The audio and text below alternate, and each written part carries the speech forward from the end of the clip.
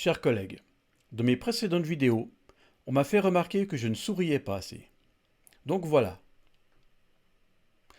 Maintenant que ça c'est fait, passons aux choses sérieuses. Je vais vous présenter la manière d'administrer un blog WordPress. Voici un blog WordPress tel qu'on le connaît, tel que je vous le disais paramétré pour l'école. Nous retrouvons ici des catégories. Là, des pages et enfin une rubrique méta qui nous donne entre autres le lien de connexion. Un blog, qu'est-ce que c'est? Un blog, c'est un outil qui permet de publier par ordre chronologique des articles. C'est ce que nous avons donc ici. Voilà, des collègues qui se sont exercés à mettre des articles.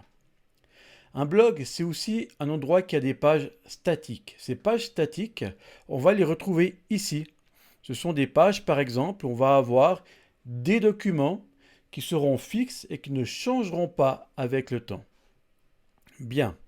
Revenons à la manière de se connecter. On va cliquer ici et on va y mettre notre nom d'utilisateur.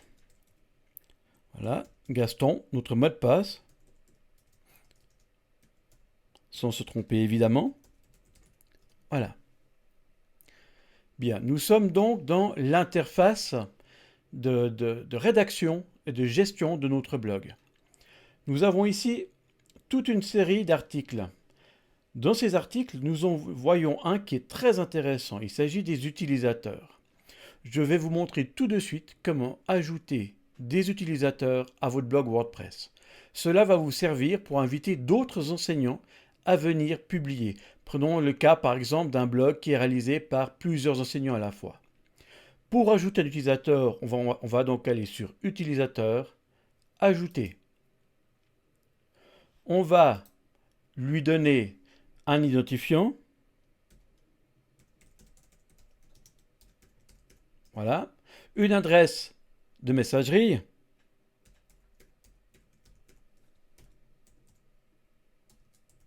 J'espère que personne n'a cette adresse-là. On peut lui mettre un prénom, c'est facultatif. Le nom aussi, le site web aussi. On va ensuite cliquer sur Afficher le mot de passe. Par défaut, on a un mot de passe qui est indigeste. On peut simplifier le mot de passe avec quelque chose d'autre. Voilà. Voici le nouveau mot de passe. Par défaut, il faudra toujours avoir un mot de passe qui soit au minimum fort. Ensuite, nous avons là le rôle. Le rôle, l'abonné ne peut pas faire grand-chose. Si on veut un enseignant qui puisse écrire, modifier, on va lui donner le rôle d'éditeur. Si on veut un enseignant qui puisse gérer le blog, on va lui donner le rôle d'administrateur. C'est ce que je vais faire ici. Je clique maintenant sur Ajouter un administrateur. Avant ça, on va juste bidouiller un peu l'adresse email, histoire d'être sûr que personne ne reçoive les codes en face. Voilà. Nous voyons donc que nous avons 3 utilisateurs. Ces utilisateurs sont tous administrateurs. Bien.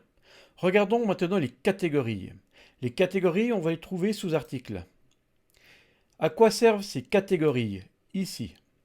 Ces catégories, ce sont, si vous voulez, des mots-clés. Ces mots-clés sont importants parce que lorsque je vais sur le site, là, si je clique sur une catégorie ici, français 6P, je n'aurai que des exercices qui concernent les 6P. Si je vais sur allemand 9VG niveau 2, je n'ai que des exercices qui concernent l'allemand 9VG niveau 2. Même chose pour maths 9VG niveau 1. Voilà, tout simplement. Donc ces catégories sont importantes. Alors, les catégories, elles sont ici. Pour ajouter une catégorie, c'est tout simple. Je viens ici. Géographie 10VG. Je touche à rien d'autre.